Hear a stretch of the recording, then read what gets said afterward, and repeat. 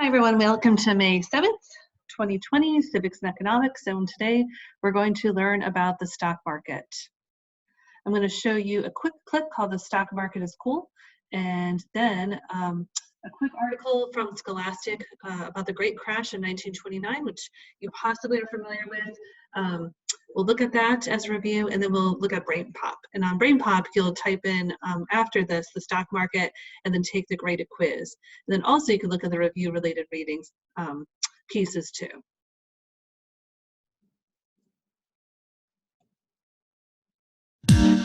Blue Chip Kids. A stock market and a stock exchange are the same thing. A place set up for the orderly buying and selling of stocks. That's it. Think about it. If you owned 100 shares of Apple and there was no stock market, where would you sell your stock? That need for an orderly way to trade stocks was apparent even in America's earliest days. In 1792, a group of 24 stockbrokers gathered underneath a buttonwood tree on Wall Street in New York City. They signed the Buttonwood Agreement, creating what would become the nation's first stock market, the New York Stock Exchange. There are now lots of exchanges around the world and even multiple stock markets here in the United States. So from Wall Street to London to Tokyo and Australia, stocks are traded every minute of every day someplace in the world.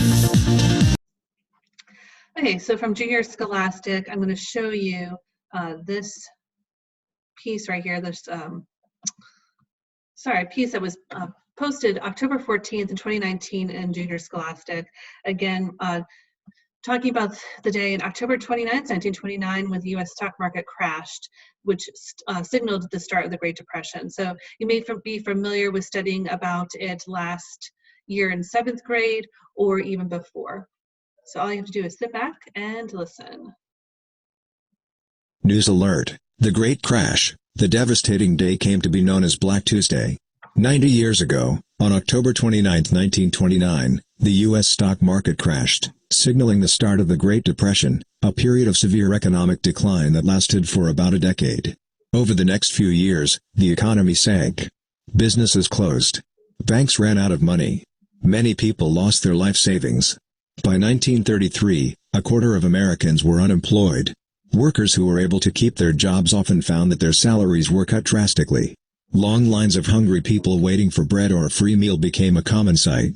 Many Americans, including kids, above, took to the streets in protest, demanding relief for the unemployed, as well as aid for basic needs, such as food and shelter. By 1939, the worst of the Depression years were over. But it wasn't until the U.S. entered World War II, 1939 to 1945, in 1941 that the economy really strengthened, a change spurred by rapid industrial growth. And so I shared that with you again, just in case you were familiar with the stock market, but again, maybe wondering, when have you studied it before? And so it could have been during this time when you studied about the Great Depression. All right, so we're going to watch this Brain Pop clip, again, that you'll be able to come back to after we watch this video. I'll then direct you to then take the graded quiz, or even look at the related reading. But first we'll watch the clip.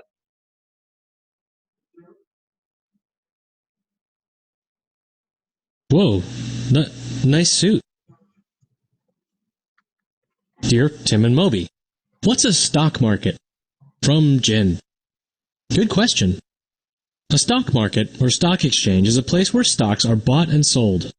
The two biggest exchanges in the United States are the New York Stock Exchange, the biggest stock market in the world, and the NASDAQ, a newer stock exchange that includes a lot of technology companies. Stocks are shares of a particular company that company sells to the public. This is a way for the company to raise money to do stuff like build more factories, develop new products, buy other companies, and hire more workers. A person who owns stock is called a shareholder or an investor. Right, that's where the term trade comes in. Investors trade their money for a share of the company's stock. And the people who make those trades are known as stockbrokers. A stock exchange is full of brokers constantly making deals. Well, not just anyone can buy or sell shares. Brokers have licenses that allow them to take orders from their customers to buy or sell stocks. In a traditional stock market like the New York Stock Exchange, brokers do the work of buying and selling for you.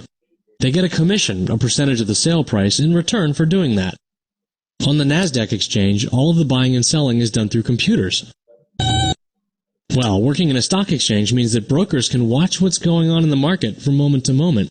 If something happens, like a company announces good or bad news, brokers working in the exchange can react right away, buying and selling shares in an instant. Right, when people refer to the market or the stock market, they're usually talking about how the market is doing overall, whether it's up or down. No, looking at every stock separately wouldn't be practical. There are groups of really big companies known as indexes. Brokers look at an index to gauge what's going on in the market as a whole. There are several indexes you may have heard of. The Dow Jones Industrial Average is made up of the stocks of 30 major companies like Coca-Cola, American Express, McDonald's, and Johnson & Johnson. When their prices move, it's a pretty good indication of how the overall market is doing. The Standard & Poor's 500 is another index on the New York Stock Exchange. And the NASDAQ Composite Index is a listing of over 3,000 stocks on the NASDAQ, like big technology companies Microsoft and Amazon.com. You want to create your own index? Of robot manufacturers? Yeah, I don't know how useful that would be as a predictor of the market. Yes, I know, robots will take over the world someday. Okay, again, so after this pre-recorded Zoom, you can come back to the site to BrainPop, type in stock market, and then click on quiz. And you can take the graded quiz and then email me the results. If you want more information about the stock market, you can also go to what I pointed out before, which was the related reading. You see there's other different stories here or links that have to do with the stock market that you can read about. I have the login information for BrainPop again at the top. You can log in under H. Younger with the password Rivermont1. And just as a reminder, there are other subjects there you can look at, like math, reading, science, history, and more. If you have any questions, email me at heidi.younger@centralhealth.com. I hope you have a great day, and I'll talk to you soon.